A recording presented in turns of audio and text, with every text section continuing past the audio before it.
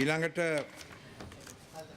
කල්තැබීමේ යෝජනාව කල්තැබීම ගරු සභානායකතුමා පාර්ලිමේන්තුව හෙට 10 බරවතෙක්.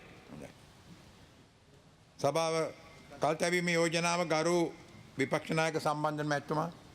Honorable Leader of the Opposition. Thank you, Mr. Speaker. We are starting the adjournment debate, sir, half an hour behind time. Might I suggest that in case members want to speak, you might have to sit a little beyond 7 to be able to accommodate the members, because we are already 40 minutes or 35 minutes behind schedule.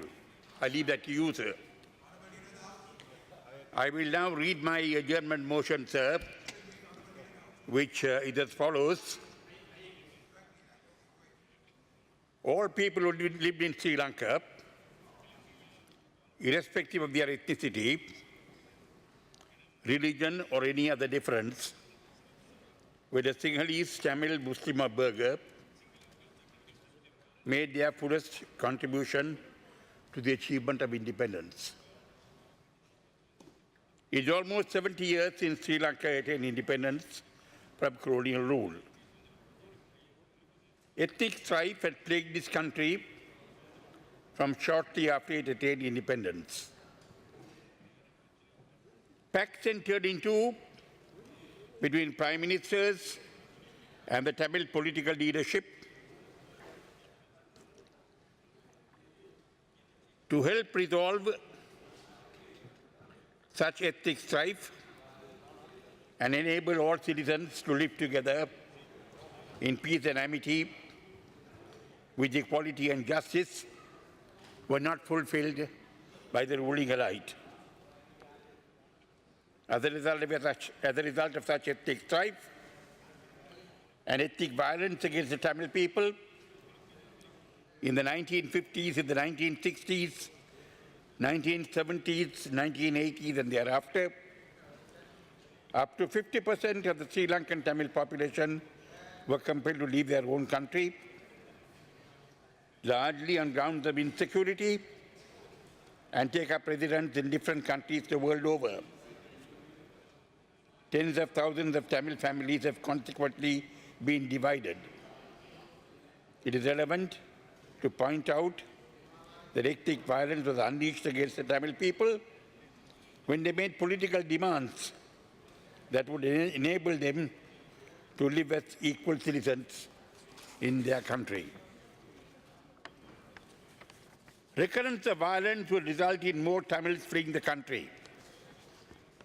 Ethnic violence against Tamils is an imminent danger unless and until there is a political resolution of the conflict. An armed conflict emerged. Tamil youth waged a war against the Sri Lankan state for more than 25 years. It is more than 7 years since the armed conflict came to an end. During this armed conflict, much suffering was endured by all people in all parts of the country. Such armed conflict by Tamil youth emerged only after several decades of ethnic violence against the Tamil people. The conflict was also internationalized, and the issue has been in the international domain. Several resolutions were adopted at the United Nations Human Rights Council, and the resolution adopted in October 2015 comes up for review in February-March 2017. Our neighbor and also our parent country, India, offered its good offices to resolve the issue, which Sri Lanka accepted in 1983. An Indo-Sri Lanka agreement was signed on 29 July 1987 between Prime Minister Rajiv Gandhi of India and President Rajavarothayam of Sri Lanka, which laid down vital contours for a political resolution. There were also several domestic efforts to finally resolve the conflict. These efforts were made after the enactment of the 13th Amendment to the Constitution, as the same was found to be inadequate and unworkable. During President R. Premadasa's term, the Mangala Munasinghe Select Committee proposals. During President Chandrika Bandaranaga Kumarasinghe's term, the proposal she made in 1995-1997 and the proposal tabled as a bill in Parliament in August 2000, the Oslo Communique and the Tokyo Communique during Mr. Honorable Ranil Wickremesinghe's term as Prime Minister, and a speech delivered by President Mahinda Rajapaksa at the inaugural meeting of the All Parties Representative Committee and the Multi-Ethnic Experts Committee appointed by President Mahinda Rajapaksa, and the reports of the said All Parties Representative Committee and the Multi-Ethnic Experts Committee. All these processes took the proposals for sharing power much beyond the scope of the 13th Amendment. Order, please. At this stage, Deputy Chairman of Committees will take the chair.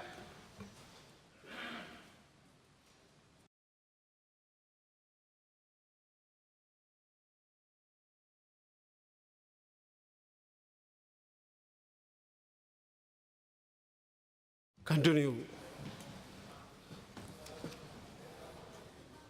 Thank you, Mr. Deputy Chairman. With the assumption of office of the new government, Parliament has constituted itself into a constitutional assembly, a steering committee comprising of representatives of all political parties in Parliament have been appointed under the chairmanship of the Prime Minister. Various subcommittees representing different political parties have been appointed, and work is in progress for the evolution of a constitution to resolve the conflict within a united, undivided, and indivisible Sri Lanka with the maximum possible consensus. The resolution for the appointment of the Constitutional Assembly adopted by Parliament inter alia states, whereas there is broad agreement among the people of Sri Lanka that it is necessary to enact a constitution for Sri Lanka, it further states, 1, this Parliament resolves that there should be a committee which shall have the powers of the Committee of the whole Parliament, consisting of members of Parliament, for the purpose of deliberating and seeking the advice and views of the people on a constitution for Sri Lanka. And 2, preparing a draft of a constitutional bill for the consideration of Parliament in the exercise of its powers under Article 75 of the Constitution. It further states, 3, for the avoidance of doubt, it is hereby further declared that a constitutional bill shall only be enacted into law if it is passed in Parliament by a special majority of 2/3 of the whole number of the members of Parliament, including those not present, and subsequently approved by the people at a referendum as required by Article 83 of the Constitution. The current 1978 Constitution did not have such consensus, nor did the 1972 First Republican Constitution have such consensus. The failure to evolve a constitution based on such consensus has been the reason for the failure of such constitutions. Issues relating to transitional justice, in respect of which resolutions have been adopted at the Human Rights Council, also need to be addressed. These two are issues of urgent public importance, in respect of which the country needs to be kept informed. It is estimated that over 150,000 Tamils were killed as a result of the conflict, and that recurrence of violence could result in more Tamil people being killed and more Tamil people fleeing the country. While we, on our part, will extend the maximum cooperation to the satisfactory conclusion of these processes and to the non-recurrence of violence, it is absolutely essential that these processes be taken forward in a genuine and purposeful manner so as to ensure permanent peace with justice and equality to all citizens. It is fundamental that all extend their cooperation to enable the successful conclusion of these processes. I would submit with respect, sir, that it is a matter of urgent public importance, and that is the reason for raising this matter today in the House as adjournment, to enable the whole country to be kept informed of the truth in regard to the processes and everything relating thereto. That, sir, is the motion that I have placed before the House.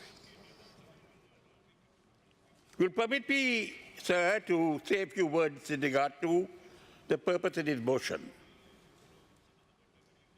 Ever since the enactment of the 1978 Constitution, there has been a clamor for the enactment of a new Constitution.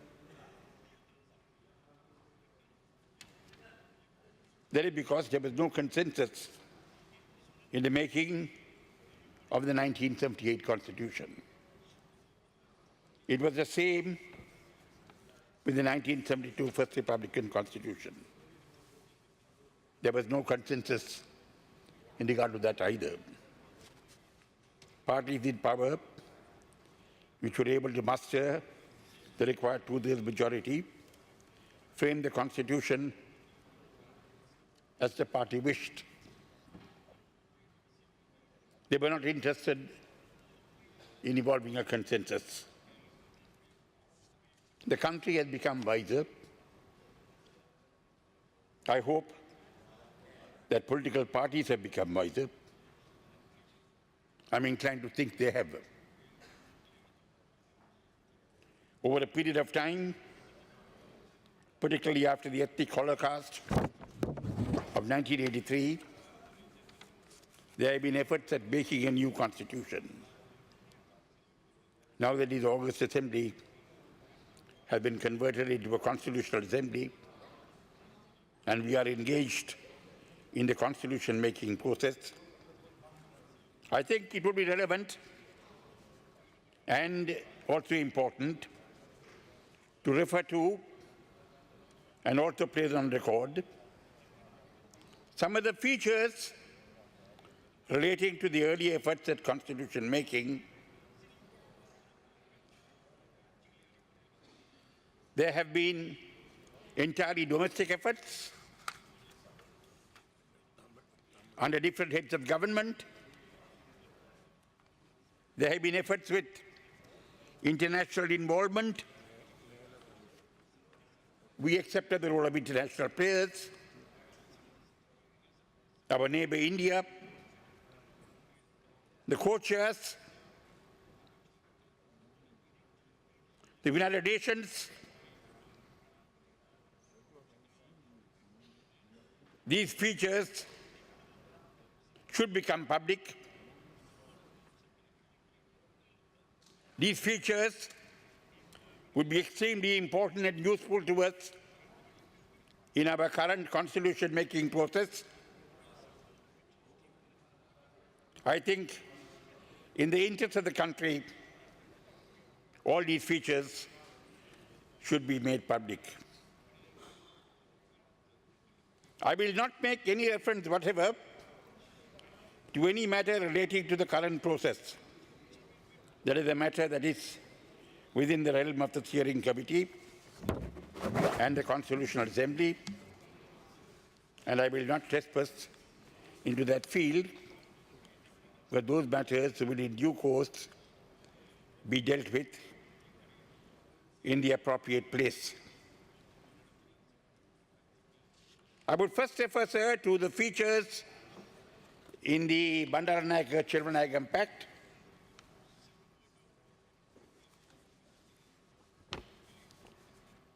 signed in 1957 between Prime Minister S.W.R.D. Bandaranaike and Tamil leader Mr. S.J.B. Chilvanagam. It stated, A, regional areas to be defined in the bill itself by embodying them in a schedule thereto. B, that the northern province to form one regional area, while the eastern province is to be divided into two or more regional areas. C, provision is to be made in the bill to enable two or more regions to amalgamate even beyond provincial limits, and for one region to divide itself subject to ratification by Parliament. Further provisions will be made in the bill for two or more regions to collaborate for specific purposes of common interest. The next point in the agreement of importance was that it was agreed that in the matter of colonization schemes,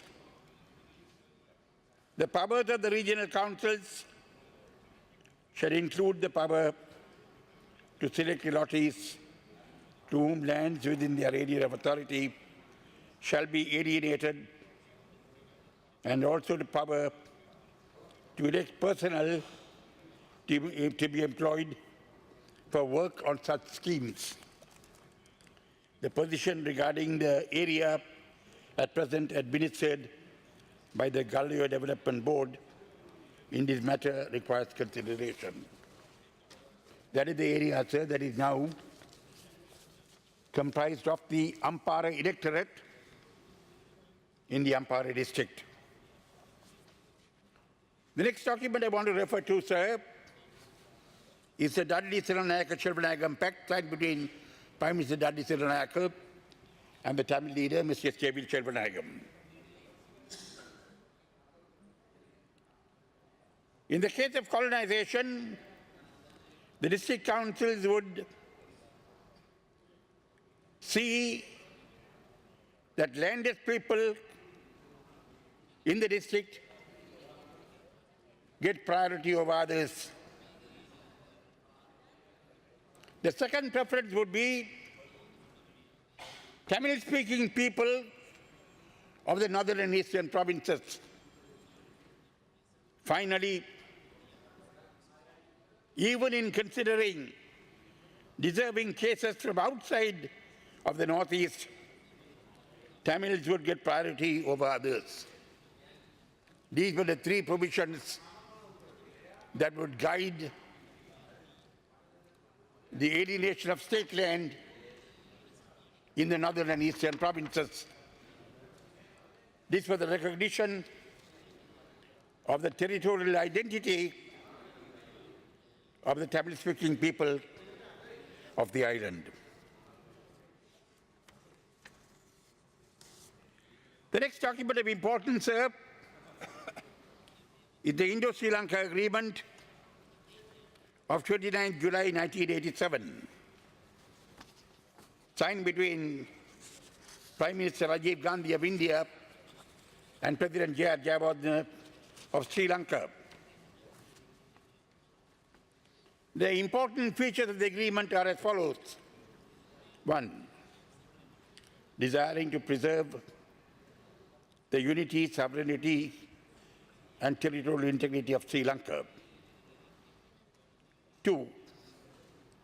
Acknowledging that Sri Lanka is a multi-ethnic and a multilingual plural society consisting inter alia of Sinhalese, Tamils, Muslims, within brackets Moors and Burghers. 3. Recognizing that each ethnic group has a distinct cultural and linguistic identity which has to be carefully nurtured. 4. Recognizing that the northern and eastern provinces have been areas of historical habitation of the Sri Lankan Tamil-speaking people who have at all times hitherto lived together in this territory with other ethnic groups. 5.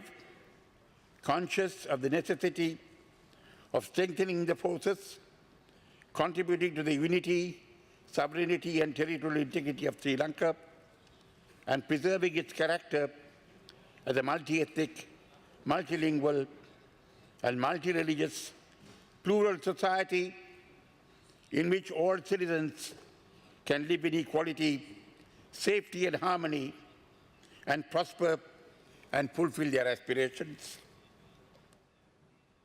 He went on to further say, during the period which shall be considered an interim period,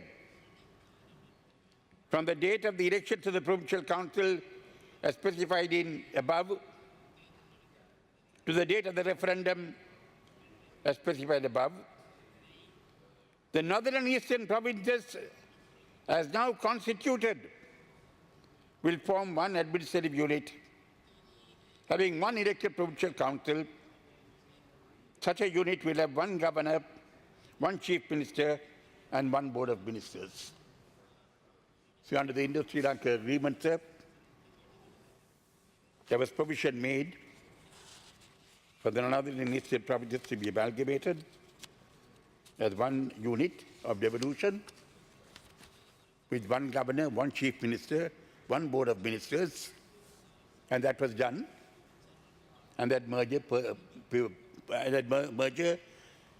was maintained for 18 years. Budgetary provision was made in every budget for the merged northeastern unit until a recent judgment of the Supreme Court, which alleged that there was a procedural flaw in regard to the matter of the merger, and the merger was consequently suspended. The next document of importance that I would like to place before you is the Mangala Munasinghe Select Committee proposals during the time of President Premadasa as President. Mr. Mangala Munasinghe was the leading member of the Sri Lanka Freedom Party, but President Premadasa made him chairman of that Select Committee. It recommended there shall be two units, one for the north and one for the east. 2, the devolution of power be on the lines of the Indian Constitution. 3, that the concurrent list in the current Constitution introduced by the 13th Amendment be reduced substantially or done away with completely. The majority agreed with the idea that more powers should be devolved on the provinces. The majority consisted of representatives of the SLP, the UNP, the Sri Lanka Muslim Congress, the Communist Party of Sri Lanka, the Sri Lanka Sabha Samaja Party, and some independent Tamil and Muslim members. That was the views of the majority of the persons who were in the Parliamentary Select Committee, and there was consensus around those proposals. They went on to further recommend, sir, as follows. There should be an apex council. There will be 2 separate provincial councils for the north and the east. Each provincial council will have an executive minister who will also head the board of ministers. 3, there will be a regional council for the entire northeastern region, and the regional council shall be constituted by the 2 elected provincial councils. 4, when the 2 provincial councils meet together on matters pertaining to the entire region, they shall constitute themselves as a regional council. 5, the regional council will be headed by a chief minister for the entire region, and the 2 executive ministers will each year function alternatively as chief minister. 6, when the 2 provincial boards of ministers meet on matters pertaining to the entire region, they shall be known as the regional board of ministers. 7, there will be a regional list and a provincial list, and legislative functions may be exercised by the regional council for that region with respect to those functions in the regional list. The provincial list will contain matters such as land, finance, law and order, and the regional list will apply to matters such as planning and economic development. There will be a single governor for the region, and the rights of minorities will be guaranteed by the Constitution. 10, where legislation is passed by the regional council, it shall not have a bearing on the province till it is approved by the relevant provincial council. So you will see, Mr. Chairman, that what the Mangala Municipal Select Committee recommended was an apex council comprising of the northern and eastern provinces to be in a position to deal with certain matters that were of great concern to both the north and the east. The next important step were the proposals of President Chandrika Bandaranaike Kumaratunga in 1995-1997, and the draft constitution bill she presented to Parliament in August 2000. The bill was presented to Parliament by the Minister of Justice, Constitutional Affairs, Ethnic Affairs and National Integration, and Deputy Minister of Finance. I got a copy of the bill in my hand, and the worthy gentleman who presented the bill to Parliament was no other than Professor G.L. Peris. He presented, as the Minister of Constitutional Affairs in the Chandrika Bandaranaike Kumaratunga government, this set of proposals to Parliament as being the proposals of his government. He had approved the bill in Cabinet.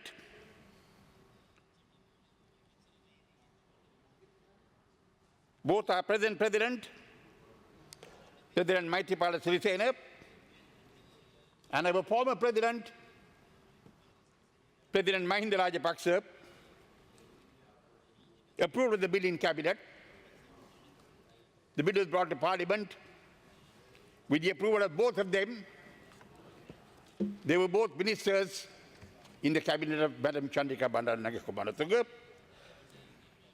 No one said anything to the contrary when the bill was brought to Parliament. It is well known that the 2000 proposals were a very progressive step in the constitution-making exercise. And I think anyone engaged in the current process should be educated in regard to what this contained. The proposals were drafted primarily by Professor G.L. Paris, who was the Minister for Constitutional Affairs, and by the late Dr. Nina Chelvam, also a constitutional expert in his own right, who had assisted in drafting many constitutions the world over in many countries that have recently become independent. I, sir, as a member of Parliament, used to be in constant touch with him at that point of time. And they were the two persons who mainly drafted the bill. Very unfortunately, a consensus that emerged between the two main parties in regard to that bill was finally lost as a result of some bickering. But whatever Professor G.L. Paris may be saying now, he must accept that it was a bill presented by him to Parliament on behalf of the government of which he was the Minister for Constitutional Affairs, and that this bill indicates that this country has been willing to take this process forward in a meaningful way.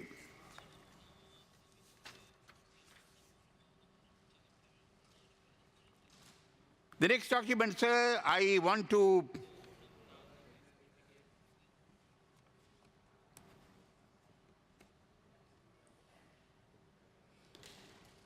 after that, sir, the document I want to refer to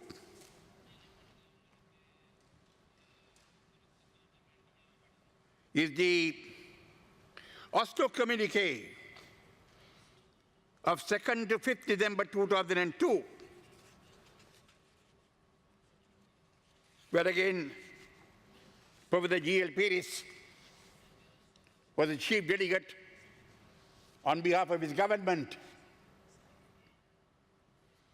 I would like to state, sir, what the Oslo Communique contains. It states, I quote, responding to a proposal by the leadership of the LTTE, the parties agreed to explore a solution founded on the principle of internal self-determination in areas of historical habitation of the Tamil-speaking people based on a federal structure within a united Sri Lanka. The parties acknowledged that the solution had to be acceptable to all communities. Guided by this objective, the parties agreed to initiate discussions on substantive political issues, such as power sharing between the center and the region, as well as within the center, geographical region, human rights protection, political and administrative mechanisms, public finance, law and order. So there was an agreement, sir. There was an agreement in terms of which parties, based upon the principle of internal self-determination, and agreed to explore a federal solution in the area of historical habitation of the Tamil-speaking people within the framework of a united undivided Sri Lanka. Now, sir, over the period addressed a press conference. I'm quoting, sir, from the transcript of the press conference held at the conclusion of the third session of the first round of peace talks held at Oslo, which Professor Pires addressed. What did he say? I quote from this press conference because I want this country to know what Professor Pires said in Oslo compared to what he is saying now. He said, sir, and I quote from the transcript of the press conference, the LJD is no longer insisting on a separate state, but is looking at a different concept in earnest, and that is internal self-determination. And he, Mr. Prabhakaran, went on to explain what he meant. This was power sharing, extensive power sharing within the framework of one country. No question of secession, no question of separation, but power sharing within the framework of one country. So that was the point of departure. They are now talking of power sharing within one country. So Professor Pires is completely supportive of the Oslo communique. And in the press conference he addressed, he stated that the LTT had changed their position from separation to power sharing within the framework of a united, undivided country. That is what we want. That is what we are asking now. What we are asking now is for extensive power sharing within the framework of a united, undivided, indivisible Sri Lanka, to ensure that Sri Lanka is undivided and indivisible, indivisible in perpetuity. You can have whatever you want in the Constitution. So that was Dr. Pires, Professor Pires, in his press conference in Oslo after being a party to the Oslo communique.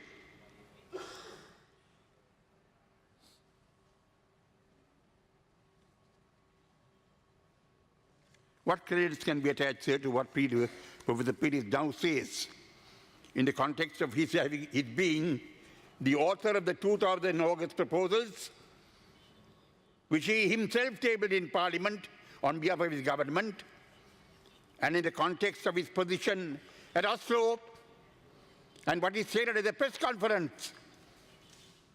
What credence can be attached to what Professor Pires has to say now? And he's saying a lot of things. He's saying many things. Now, sir, from Professor Pires,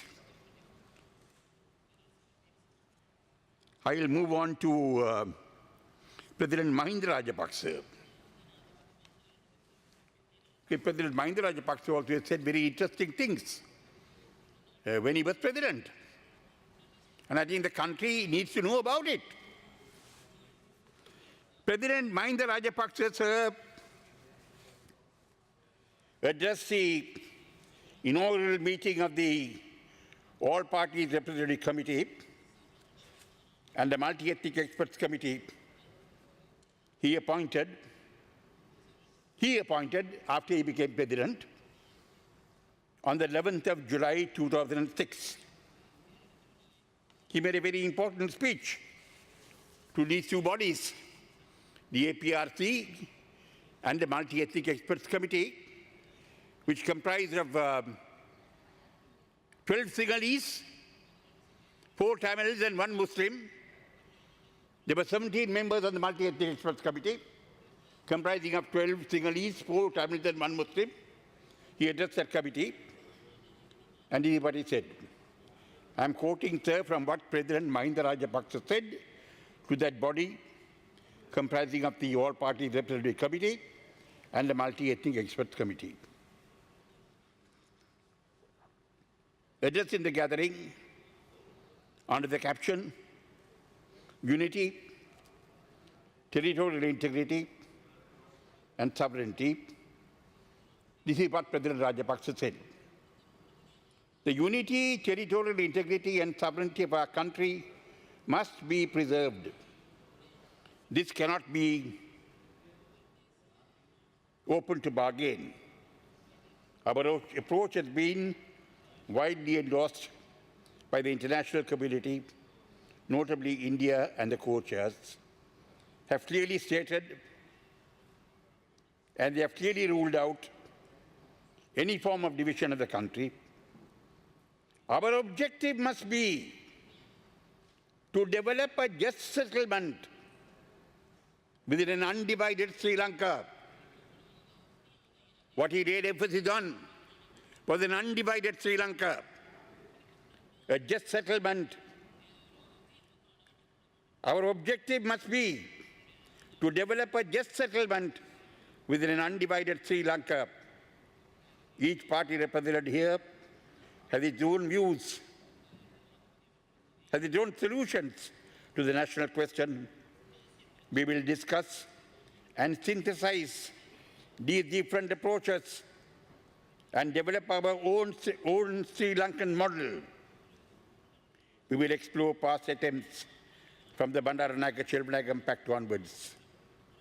We must draw appropriate lessons from the experience of other countries. Look at the constitutions of other countries.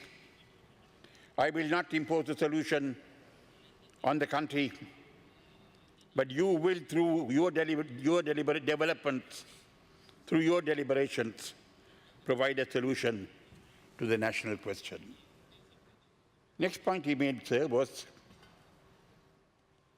his speech next dealt with the point relating to devolution for the people by the people.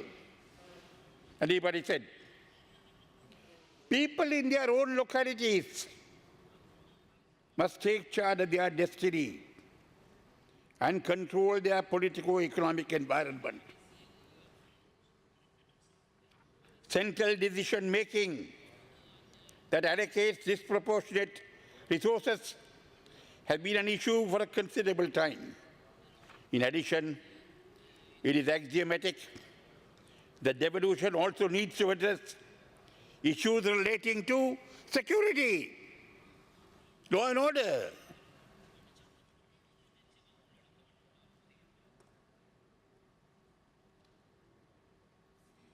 Identity, socio-economic advancement,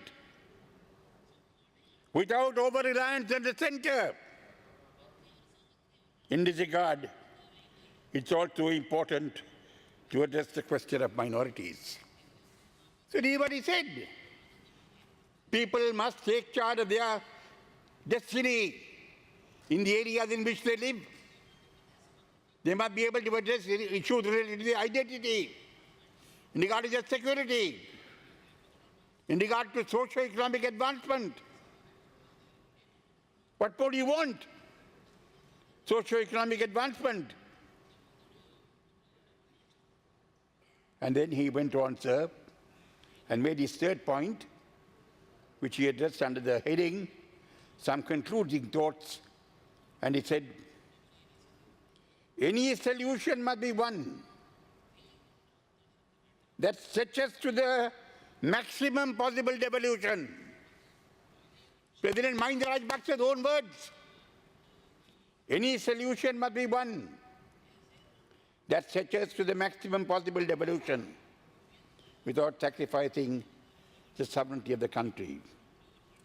Given the ground situation, given the background to the conflict, it therefore behaves on particularly the majority community to be proactive in striving for peace. And there must be a demonstration of a well-stretched hand of accommodation. He wanted the majority community to stretch out their hand and accommodate the minorities. That is what he said. Any solution must therefore address must therefore address these expectations as well. The role of the All-Party Representative Committee, as well as a panel of experts, is to fashion creative options and satisfy the minimum expectations that I have enumerated earlier, as well as provide a comprehensive approach to the resolution of the national question. He wanted the APRC and the Multi-Ethnic Experts Committee to provide for maximum possible devolution. That is President Mahinda Rajapaksa's own speech. What I very much wish is being here, but unfortunately he's not here, and none of the joint opposition are here. They probably don't want to listen to these things being said, and they must have known that these things will be said. So that, Mr. Speaker, was President Mahinda Rajapaksa's position. Can anything be clearer, sir? Can anything be more lucid than what President Mahinda Rajapaksa has said in regard to what a new constitution should have? A solution based on what he has said would be the end of the matter.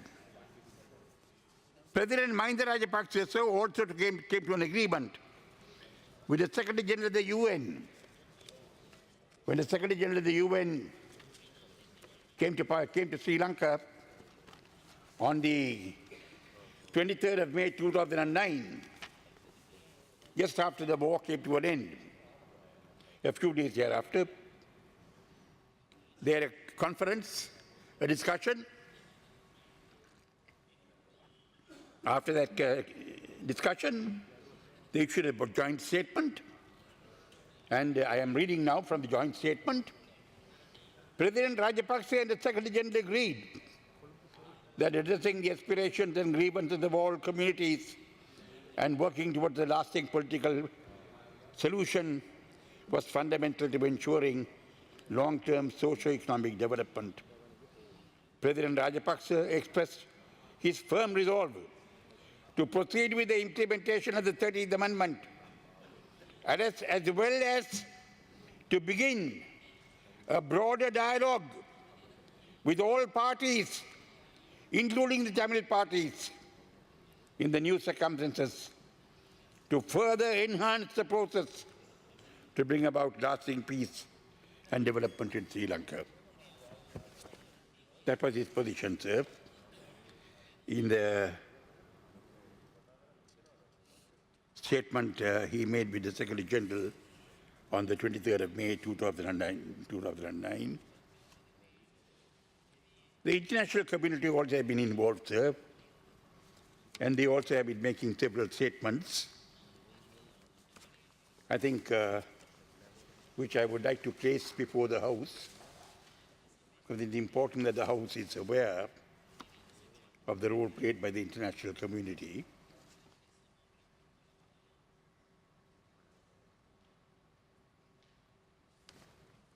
India has played a crucial role, sir. India has been in touch with the government, particularly with the Rajapaksa government.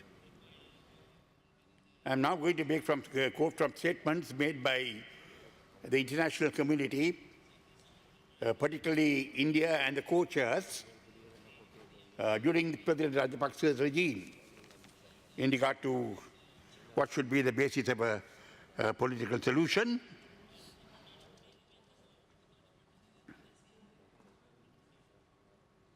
I will deal, sir, particularly with the period when President Mahinda Rajapaksa was president.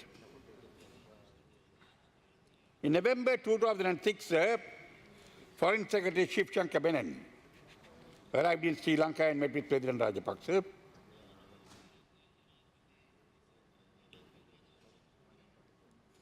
He told President Mahinda Rajapaksa that India looks forward to an early, comprehensive political settlement of the ethnic issue.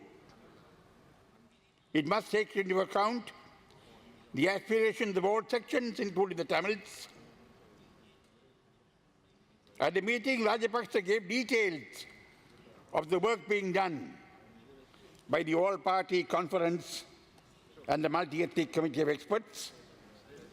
to provide a framework for the resolution of the ethnic problem. President Mahinda Rajapaksa gave Mr. Menon a report in regard to the work of the APRC and the multi-ethnic committee of experts. I have referred to that already, sir, the APRC and the multi-ethnic committee of experts. Their reports are in the public domain. Their reports are available. And their reports are very much in tune with what President Chandrika Bandaranaike, President of Parliament, in her proposals in August 2000. That was President Rajapaksa's position to Mrs. Shankar Menon. Mr. Basil Rajapaksa went to India in October 2008 after the talks with the Indian government. There was a statement issued. He said both sides discussed the need to move towards a peacefully negotiated political solution in the island, including the north. Both sides agreed that terrorism should be countered with resolve. Indian side called for the implementation of the 13th Amendment and greater devolution of powers to the provinces. Mr. Basil Rajapaksa emphasized that the President of Sri Lanka and his government were firmly committed to a political process that should lead to a sustainable solution. Prime Minister Manmohan Singh, sir, in November 2008, having met President Mahinda Rajapaksa, told the Rajya Sabha that he had a meeting with President Mahinda Rajapaksa and that the bulk of the meeting was focused on the plight of the Sri Lankan Tamil people. I'm quoting from what Dr. Manmohan Singh said. We are deeply concerned. I explained to him that we have legitimate concern about the welfare of the Sri Lankan Tamils. It has a bearing on Sri Lankan relations with India. Prime Minister Manmohan Singh also informed President Rajapaksa that Colombo has to create conditions for meeting legitimate political aspirations of the Tamils under the devolution package. That was a statement made by Prime Minister Manmohan Singh after he had a discussion with President Rajapaksa. Then again, sir, Professor G.L. Peiris, in his capacity as Minister for Foreign Affairs, went to India in May 2011. Between 15th and 17th of May 2011, he was in India, and there was a statement that was made. Both parties agreed that the end of the armed conflict in Sri Lanka created a historic opportunity to address all outstanding issues in a spirit of understanding and mutual accommodation, imbued with political vision to work towards genuine national reconciliation. In this context, External Affairs Minister of Sri Lanka affirmed his government's commitment to ensuring expeditious and concrete progress in the ongoing dialogue between the government of Sri Lanka and representatives of Tamil parties. A devolution package building upon the 13th Amendment would contribute towards creating the necessary conditions for such reconciliation. That was the statement of Professor G.L. Peiris when he went to India. Then, say, in June 2011, Prime Minister Manmohan Singh again referred to this matter. There was a question and answer session, and he was asked about a question in regard to India's neighbors, and he said You have a situation in Sri Lanka. The distribution of the LTT was something which is good. But the Tamil problem does not disappear. With the defeat of the LTTE, Tamil population has legitimate grievances. They feel they are reduced to second-class citizens.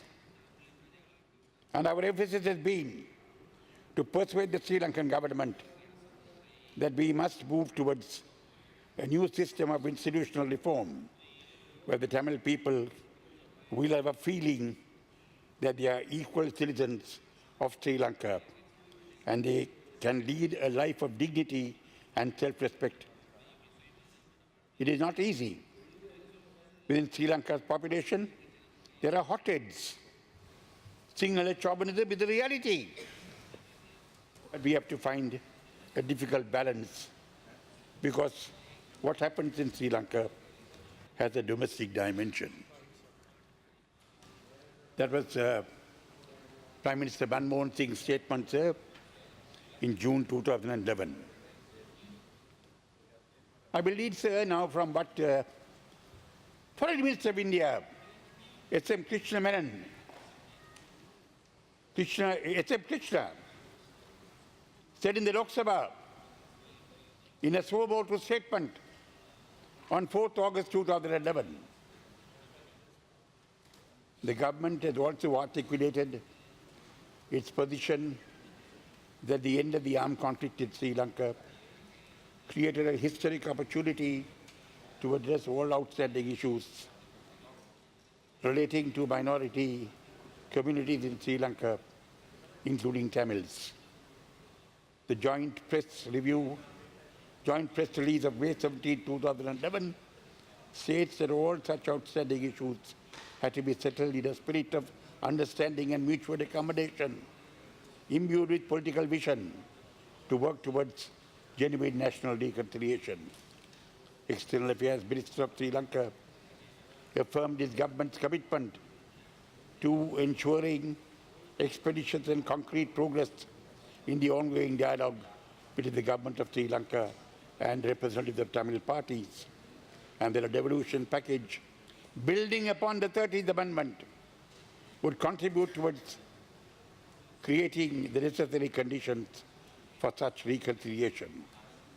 The Prime Minister observed recently that the Tamil population in Sri Lanka had genuine grievances, and our emphasis has been to persuade the Sri Lankan government that we must move towards a new system of institutional reform where the Tamil people will have a feeling that they are equal citizens of Sri Lanka and they can lead a life of dignity and self-respect. That is our outlook on this issue. You have 5 minutes more, sir. My party has got time, sir. I'll take my party members' time. Okay. Because I want to place some of these things on record, sir, because some of these things are not known. And I want this to be a matter of record. Then, sir, there was a statement made by a spokesman on behalf of India after the report of the Lessons Learned and Reconciliation Commission was released. And that statement was made, sir, on December 25, 2011. And anybody said, in this context, we have been assured by the government of Sri Lanka on several occasions in the past of its commitment towards pursuit of a political process through a broader dialogue with all parties, including the Tamil National Alliance, leading to the full implementation of the 13th Amendment of the Sri Lankan Constitution, and to go beyond so as to achieve meaningful devolution of powers and genuine national reconciliation. We hope that the government of Sri Lanka, recognizing the critical importance of this issue, will decisively and with vision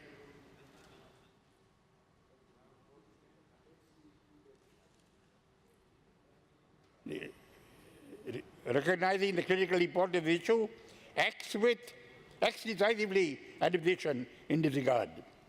We will remain engaged with them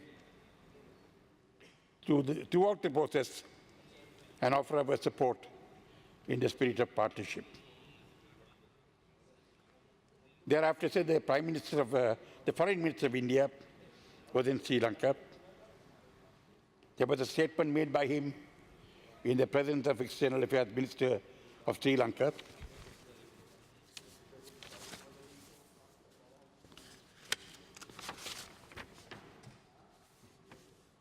The Foreign Minister was in Sri Lanka from 16th to 19th January 2012.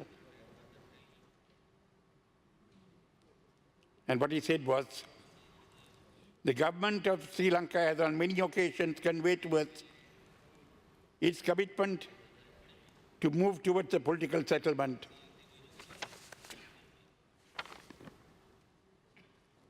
based upon the full implementation of the 13th Amendment to the Sri Lankan Constitution and building on it so as to achieve meaningful devolution of powers. We look forward to an expeditious and constructive approach to the dialogue process. We believe the continuation of the dialogue between the government and the TNA would pave the way for a political settlement, including under the rubric of the Parliamentary Select Committee. Then again, sir, on 20th of March 2012, Prime Minister Manmohan Singh announced on Monday that India was inclined to vote in favor of a resolution on promoting reconciliation and accountability in Sri Lanka at the ongoing 19th session of the Human Rights Council in Geneva. He went on to say that we hope will address our objective, namely the achievement of the future for the Tamil community.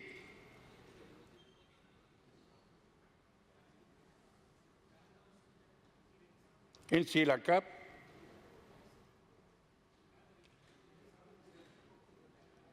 that is marked by equality, dignity, justice, and self-respect.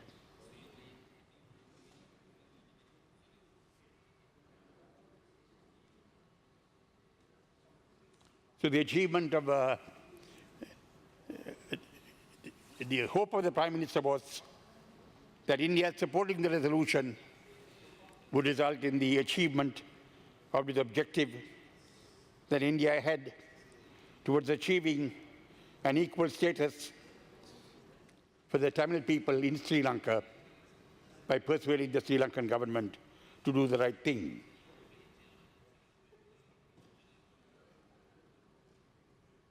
An article that appeared in the New Sunday Express of 24th June 2012 stated, sir, Prime Minister once again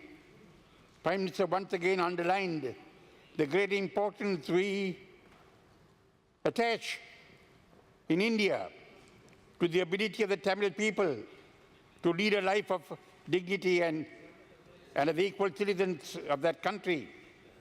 Indian Foreign Secretary Ranjan Mathai told reporters at Rio de Janeiro.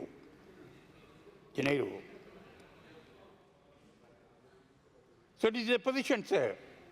I would now say in regard to the Indian initiative, deal with the final visit by the National Security Advisor, Mr. Chief Shankar Menon, to Sri Lanka. This article appeared in the Hindu on 30th of June 2012. The hopes of Tamils could only be accommodated through a political process. This was an internal political process. We have to also look at that. It's a process that has ramifications for all of us. And it is not something that started yesterday or today or a few years ago. It started 60 years ago, and India knows about it. He says further, and I quote, I have told you that we would like a united Sri Lanka within which all communities feel that they are in control of their own destiny and they are satisfied. So that is, I've desired, sir, to place these matters on record because I think the country should know that we have gone through a long process, even with our neighbor India playing a vital role over several years to resolve this process, and that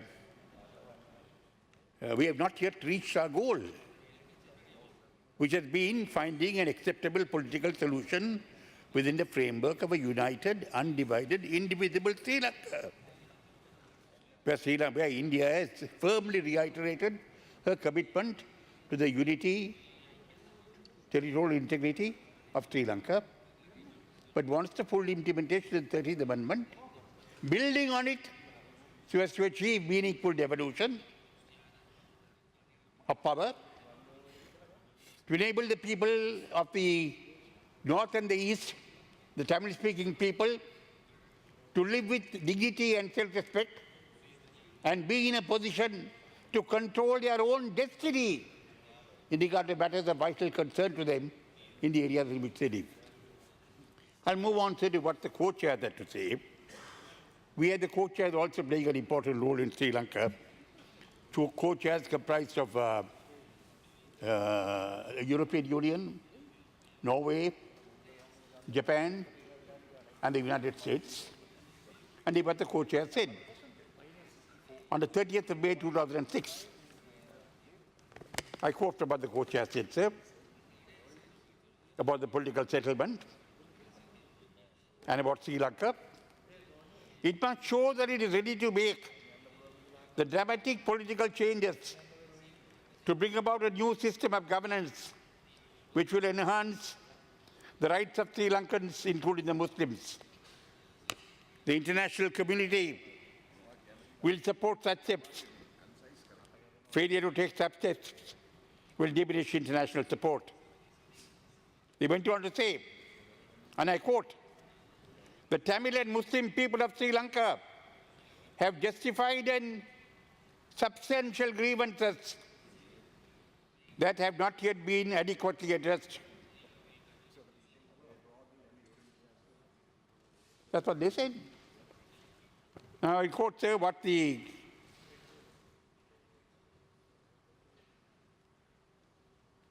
U.S. Assistant Secretary of State, Mr. Richard Boucher, said on the 1st of June 2006, when he was on a visit to Sri Lanka. I quote from what he said.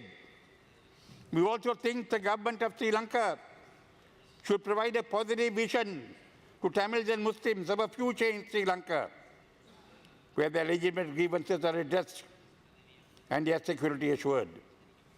President Rajapaksa spoke of maximum devolution. Previous negotiations have agreed on internal self-determination within a federal framework. However, the idea is expressed, it could offer hope to many in the North and the East that they will have control over their own lives and destinies within a single nation of Sri Lanka. He went on to say, sir, although we reject the methods that the Tamil Tigers have used, there are legitimate issues that are raised by the Tamil community, and they have a very legitimate desire, as anybody would, to be able to control their own lives and to rule their own destinies and to govern themselves in their homeland, in the areas they have historically inhabited. That is what the U.S. Assistant Secretary of State, Richard Boucher, said. So you have India on the one hand, you have co-chairs on the other hand, European Union, Norway, Japan, US, with the US itself coming up with these things. So I say, sir, that these are matters not manufactured by someone's imagination, but these are grievances which the Tamil people have gone through and entertained for a long time. Before I conclude, sir, before I finish up this point, I would like to read what Prime Minister Narendra Modi said when he addressed his House on 13th of March 2015. President Narendra Modi, Prime Minister Narendra Modi, when he addressed his House on the 15th of March 2015, 30th of March 2015, he said, Sri Lanka's progress and prosperity are also a source of strength to India. Sri Lanka's success is of great significance to India, and as a friend, our good wishes, our support, and solidarity have always been with Sri Lanka, and it will always be there for you. For all of us in our region, our success depends upon how we define ourselves as a nation. All of us in this region, indeed every nation of diversity, have dealt with the issues of identities and inclusion, rights and claims, dignity and opportunity for different sections of our societies. We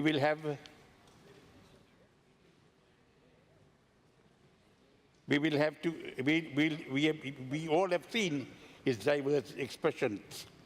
We have faced tragic violence. We have encountered brutal terrorism. And we have also seen successful examples of peaceful settlements. Each of us has sought to address these complex issues in our own way. However, we choose to reconcile them. To me, something is obvious. Diversity can be a source of strength for nations. When we accommodate the aspirations of all sections of our society, the nation gets the strength of every individual. And when we empower states, districts, and villages, we make our country stronger and stronger. You can call this my bias. I've been a chief minister for 13 years, a prime minister for less than 1 year. Today, my priority is to make the states in India stronger. I'm a firm believer in cooperative federalism. So we are developing more power and more resources to the states. So we are devolving more power and more resources to the states. And we are making them formal partners in national decision-making processes. Sri Lanka has lived through decades of tragic violence. You have successfully defeated terrorism and brought the conflict to an end. You now stand at a moment of historic opportunity to win the hearts and heal the wounds across all sections of society. Recent elections in Sri Lanka have reflected the collective voice of the nation. The hope for change, reconciliation and unity. The steps that you have taken in recent times are bold and admirable. They represent a new beginning. I am confident of a future for Sri Lanka, defined by unity and integrity, peace and harmony, and opportunity and dignity for everyone. I believe Sri Lanka has the ability to achieve it. I believe in Sri Lanka's ability to achieve it. It is noted in our common civilizational heritage. The path ahead is a choice that Sri Lanka has to make, and it's a collective responsibility of all sections of the society and all political teams in the country. But I can assure you of this. For India, the unity and integrity of Sri Lanka are paramount. It is rooted in our interest. It stems from our fundamental beliefs in this principle. What more do you want? The Prime Minister of India comes to Sri Lanka and he addresses our parliament, and this is what he says. And on this question of a political solution, sir, Before I conclude, I would like to read from, on this particular matter, a political solution. Even the resolution adopted by the UN Human Rights Council recently, it welcomes the commitment of the government of Sri Lanka to the devolution of political authority. And page 16 and para 16 of the resolution adopted in October 2015 states, welcomes the commitment of the government of Sri Lanka to a political settlement by taking the necessary constitutional measures, encourages the government's efforts to fulfill its commitments on the devolution of political authority, which is integral to reconciliation and the full enjoyment of human rights by all members of its population. Welcomes your commitment to your taking the necessary constitutional measures to a political settlement by taking steps for the devolution of political authority, which is integral to reconciliation and full enjoyment of human rights by all members of its population. They go on to encourage you to ensure that for the present, in the immediate context, all the provincial councils are able to operate effectively in accordance with the 13th Amendment to the Constitution of Sri Lanka. So you made a commitment to the UN General Assembly, UN Human Rights Council, that you will take the necessary constitutional measures to meaningfully devolve political authority to regions and to other people. And therefore, I think, sir, I will not. I'm the reason why I have quoted, sir, from what has been said by India in regard to Sri Lanka's political problems, the reaction of the Sri Lankan government to what India has stated, what the co-chairs have stated, what the US has stated, what has been stated in the UN. I put on record all these reasons, all these matters for the reason that we are currently engaged in a constitutional process. And I want everyone to know that this is not something which started yesterday or the day before, something which started long before, 70 years ago, shortly after the country attained independence. These statements would indicate the concerns of the international community.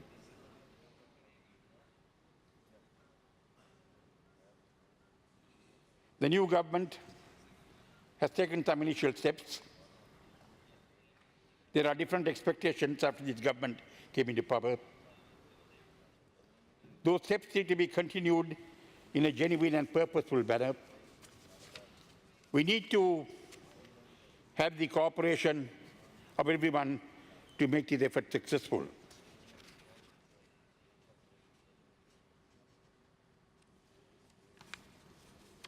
I don't think, sir, the national question can remain unresolved any longer. I don't think it will be good for this country. In the context of the matter having been internationalized and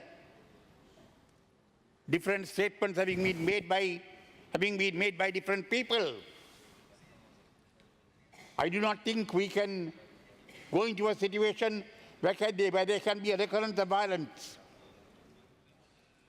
More Tamils being killed, more Tamils fleeing the country. It's not going to be acceptable to anyone. We are prepared to resolve the matter within the framework of a united, undivided, indivisible Sri Lanka, on the basis of our self-respect and dignity being restored, on the basis of our being able to determine our destiny in the territories in which we have lived.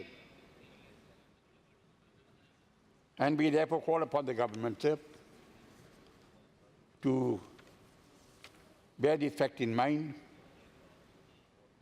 Ever since the country attained independence, consequent to the violence unleashed against the Tamil people, 1,500,000 Tamils have fled this country.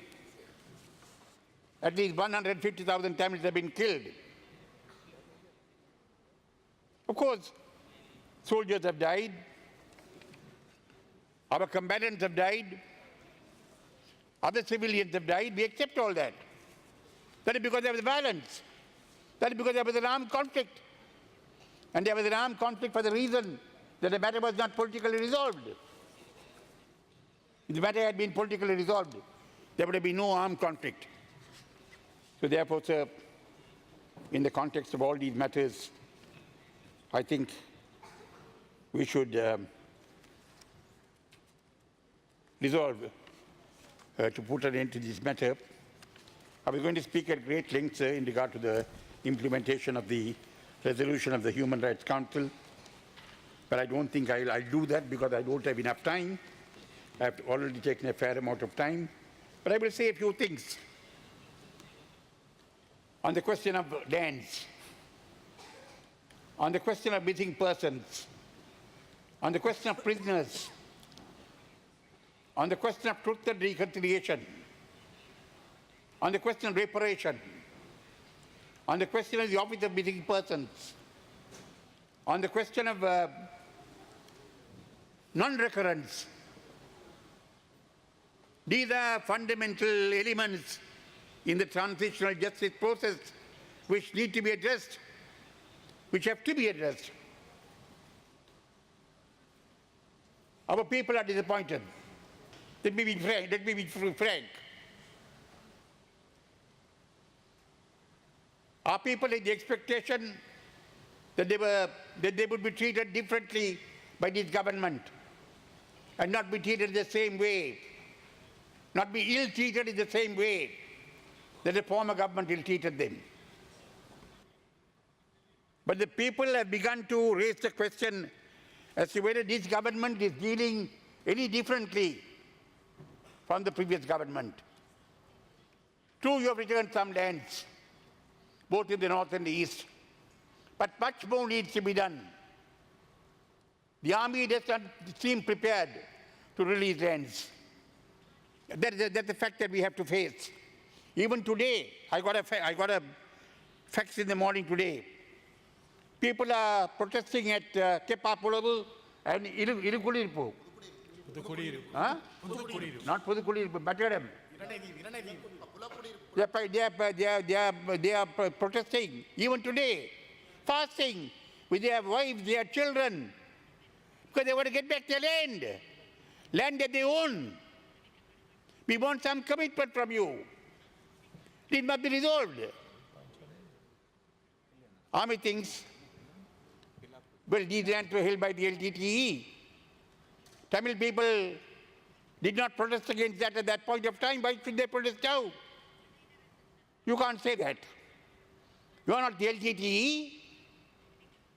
LTTE were young armed rebels.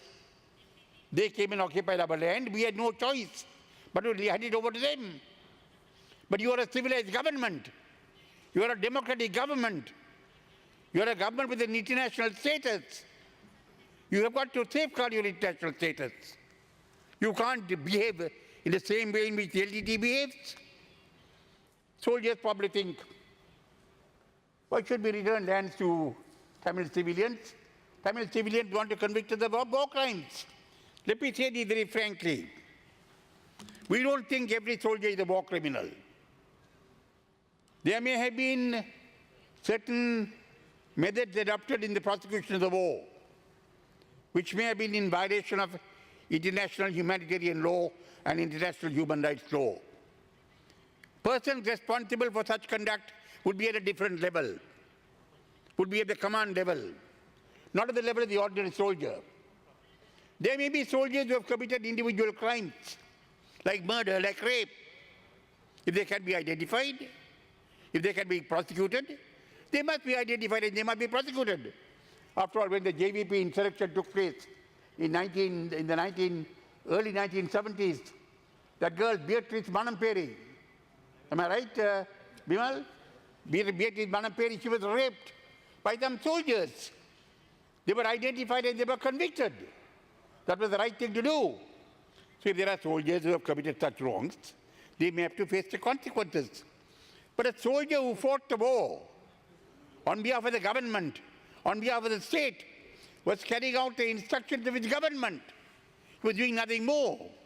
I don't see how he can be prosecuted. This bad blood between the soldiers and the Tamil population must come to an end.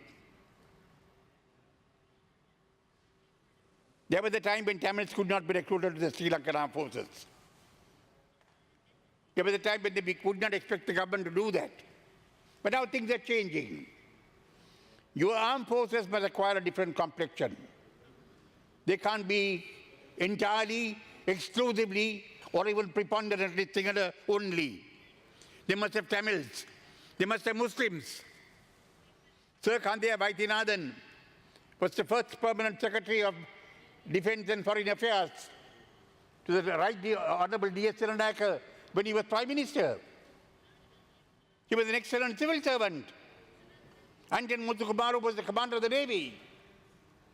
Rajan Kadirgama was the commander of the Anjan Muthukumaru was the commander of the Army.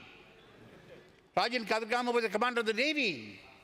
They were excellent officials who did an excellent job of work.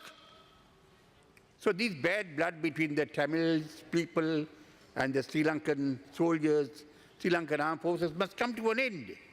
We are now moving into a different era. We must have more Muslims in the armed forces. We must have more Tamils in the armed forces. And we must be able to look upon with our armed forces with pride. So I think, sir, on this question of land, on the question of missing persons, now look,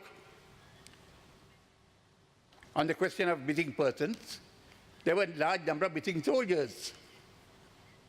But we don't see them protesting, and the family is protesting. Their husbands or sons are missing. You have probably resolved that. You have talked to them. There have been some reparation, some solace, some conciliation, and they have accepted their destiny, and there is calm. That is not available to our people. Our people must feel that the government has in some way responded to this question, that there is an inquiry, a decision has been taken, the truth has been ascertained, there has been some reparation, some reconciliation, some solace. There must be such processes which give the people a feeling of some satisfaction. May not be complete satisfaction, some satisfaction, but that is not there. Please Being wind up. very insensitive on the question of land. Land must be returned to the people. You are cultivating my land with fruits and vegetables and crops Honorable- and selling them in the market at competitive prices. How can this carry on? How can this go on? Please Can't wind go up. on. I feel very strongly for the people who are demonstrating. We have only refrained from participating in some of Honorable the demonstrations. opposition for the leader, reason. your time finished. Please Yes, wind sir. up. Right, Budikan, Cherry. I am only not participating in all these demonstrations because I feel that we must not play into the hands of others who want to disturb the whole process. And we want the country to be stable. We want the country to be calm. But our people are complaining, our people are suffering. My friend Mr. Sambanthan, sir, he has been accused of being traitorous by some Tamil leaders who have been resoundingly rejected at the last parliament elections. Some persons who as a party polled around 15,000 votes. Mr. Sambanthan got 4 times the number of votes in Jaffna. I got the particulars with me. That whole party didn't poll 15,000 votes. Sambanthan polled 4 times that vote by himself as his preference vote. Today he being called a traitor because he is working with the government. We look upon Mr. Sambanthan as a very useful member of parliament, performing valuable service on behalf of the people, and we want that to be recognized. But he being exposed, because these persons who were rejected by the people in 2015 are using your failure to do what you must do by the people as a ground for attacking people like Sambanthan and me. And others too, even Raja. This can't continue. This must come to an end. Your government must realize this. Your president must realize it. Your prime minister must realize it. We are getting bitter ourselves. Let me tell you very frankly, I am extremely unhappy about the way the government is treating our people on the question of land. Our land must be returned to them. That is our right. That's our birthright. You can't hold back from doing that. That must be done. So you see, Mr. Chairman, I don't want to be reminded again that I finished my time. We want the allegation that has been leveled in regard to Mr. Sambanthan, that there has been an attempt on his life to be properly investigated. We want everyone who is guilty to be brought before the court. There has been a report filed by the police in the Kilinochchi Magistrates Court, where they have definitely identified that there was an attempted assassination of Mr. Sambanthan. That's a matter of record. Nobody can deny that. Some people are calling him Trogi.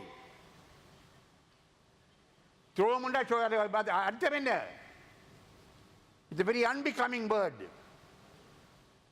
It's a word that is inciting violence.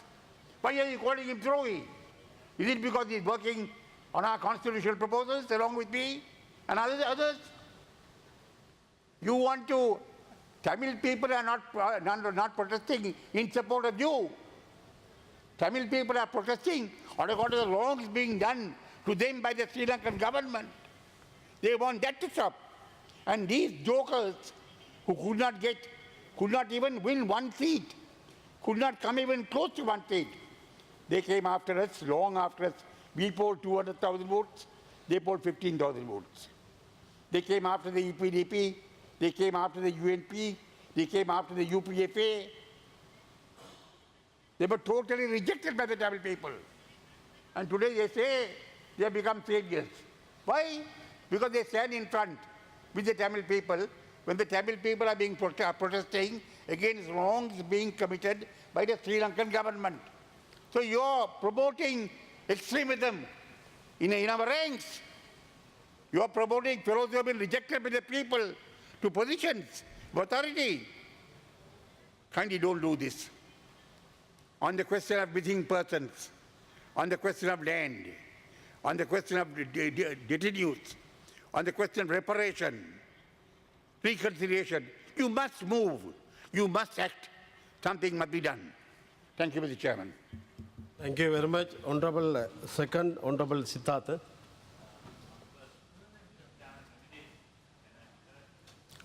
Yes, Honorable Minister. I guess second the motion. The second motion. You're only seconding and sitting, is it? Yeah. Yeah, please. I'd like to second the proposal made by our opposition leader. Thank you. Honorable. No, it's rightfully the debate since TNA has proposed. I mean, they are fully entitled to take some extra time. But the only thing is there are many TNA speakers, and then some of our time also could be eaten up. So I think they may have to sacrifice some of their time so that we will be able to use our time. Otherwise, we'll have to extend the time beyond 6:30, 7 o'clock, and go on. I mean, I don't see the house is somewhat depleted, but this is an important debate. 7:30, you know. So the time management aspect, I think we need to. Yeah. You can sit till 7:30. Okay. Aye. Aye.